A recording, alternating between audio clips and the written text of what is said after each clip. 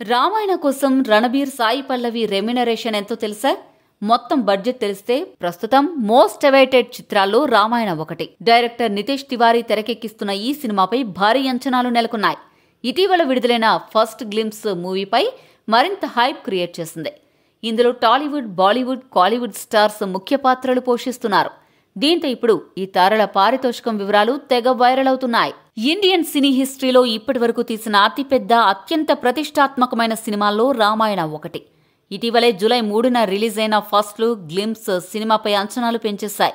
దీంతో ఈ మూవీ గురించి పాన్ ఇండియా మూవీ లవర్స్ ఎంతో ఆసక్తిగా ఎదురుచూస్తున్నారు. నితేష్ తివారీ ఈ సినిమాకు డైరెక్టర్.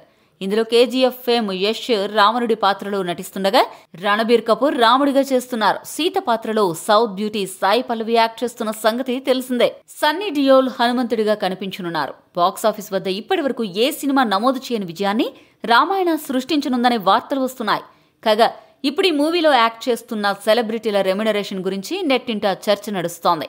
ముఖ్యంగా రణబీర్, సాయి పల్లవి ఈ సినిమా కోసం భారీగా రెమ్యునరేషన్లు తీసుకున్నారట. 2 పార్ట్స్ గా రూపొందుతున్న ఈ సినిమాకు రణబీర్ కపూర్ ఒక్కో భాగానికి 75 కోట్లు పారితోషికం తీసుకుంటున్నారట. అంటే 2 భాగాలకు మొత్తం 150 కోట్లు సంపాదిస్తాడన్నమాట.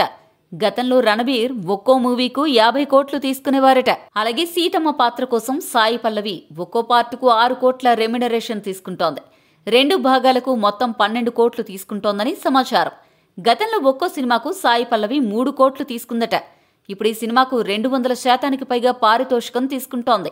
ఈ మూవీ మొదటి భాగానికి 900 కోట్లు, రెండో పార్టుకు 700 కోట్లు ఖర్చు చేయనున్నట్లు సమాచారం. మొత్తంగా 1600 కోట్లతో ఈ సినిమా 2 భాగాలను నిర్మించనున్నారు. వచ్చే ఏడాది దీపావళికి ఈ సినిమా ఫస్ట్ పార్ట్ రిలీజ్ చేయనున్నారు.